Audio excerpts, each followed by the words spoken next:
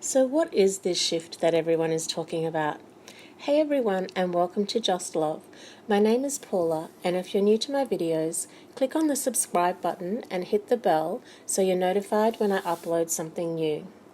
So it seems a lot of people are talking about this shift that's taking place here on Earth. However, there's a lot of people who haven't heard anything about it as well, so I wanted to simplify it and explain it here with as much ease as I could. So what is it? What is this shift that everyone's talking about? What is it that's being blamed for all of our aches and pains and all of our anxiety and depression? Well, simply put, and in a nutshell, humanity and this planet we live on are changing. We are shifting. We're shifting from a consciousness that's been operating on fear, competition, conflict, and separation for approximately the last 2,000 years, or probably even longer, to a consciousness that is aligned to love. The consciousness that we've been predominantly operating from has been labelled 3D consciousness, and the shift that people are talking about is a shift to 5D consciousness, and this consciousness operates from love, compassion, cooperation, and unity. So I used the term 3D to 5D, third dimensional to fifth dimensional, to describe this consciousness, but I want to draw your attention to the fact that it's also being called fourth world to fifth world consciousness. However, for this conversation, I will use the terms 3D and 5D. So 5D consciousness has been around for a while. It's not completely new, but now it's coming in stronger than before, and that is most definitely good news. 5D consciousness is unity consciousness. It's based on love. It's based on compassion, kindness, empathy, and caring. It is ultimate oneness. We are moving from 3D consciousness that speaks of them and us to a realization that we are all one. This higher ascended 5D unity consciousness and energy is much more in alignment with our soul signature of who we really are. At our very essence, in our heart of hearts, we truly are all loving, compassionate, caring, kind, beautiful souls. I know that sometimes this energy flies in the face of what we're presently living, but that's the whole point of this dialogue. So stop fighting for your limitations. That's another conversation altogether. Just let them go for now and open your heart. Allow yourself to step into humility. Be humble as we continue this conversation, and also add some humor. Humility and humor are going to be necessary. So you may have heard of the Age of Aquarius. Astrologically, we are moving from the Age of Pisces to the Age of Aquarius, and we've been transitioning for approximately the last 50 years. This transitioning period is known as the dawning of the Age of Aquarius. It's been estimated that this energy started to accelerate around 2011, on the 11th of November 2011, so that's 11/11/11, or on the 21st of November 2011, which is 21/11/11. Regardless, we're on the move. To simplify this shift from the Piscean age to the Aquarian age, think about how the Earth rotates on an axis. Well, according to astronomers, the line that goes through the center of the Earth, the axis, has a slight circular wobble to it about once every 24,000 years.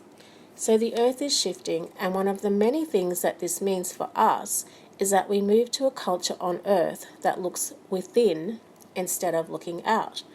So for example, in the Piscean age, we found someone or something to believe in, generally a religion, but it could also have been an ideology. It could have been influenced politically or even recreationally, some kind of a leader to follow.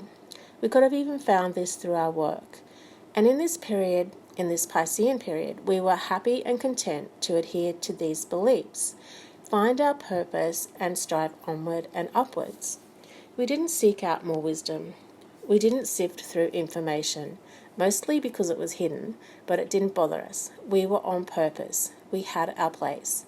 That's the way it was. That was the consciousness. However, one has to ask, how did that work out for us?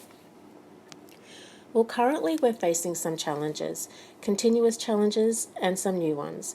The threat of terrorism, nuclear war, untreatable diseases, climate change, just to name a few. So room for improvement. Fortunately, this wobble has caused a bit of a shake-up, and we're beginning to see things differently. We're taking a new perspective. This wobble has caused a shift in our collective consciousness. Our beliefs have changed. The old way of seeing things, the Piscean way of seeing things, is falling away well and truly. This is reflected in our outer world. Things are different. Religion now is not what it was in the 1950s, and nothing is secret anymore. Information is available to us, thus all the royal commissions. I've heard it said that the Piscean age was an organized, vertical structure of hierarchies, where the Aquarian age is horizontal, opening the world up to true equality. That's good to know. We are shifting from a consciousness that's been operating on competition, conflict, and separation to a consciousness that operates from compassion, cooperation, and unity. We're becoming the leader of our own lives instead of attaching ourselves to any particular dogma. So why is it challenging? This all sounds really good, so why is it challenging? So you can either open your heart to this new 5D energy, or you can stay stuck in 3D and try to apply the Piscean beliefs to the Aquarian age, which is not going to happen. You've heard the saying, you can't fit a square peg into a round hole. Well, it's your choice. It's challenging because it's a new energy. It's different to what we know. We've been brought up on fear-based energies, competition, conflict, and separation, and these new energies are the exact opposite. Think about it.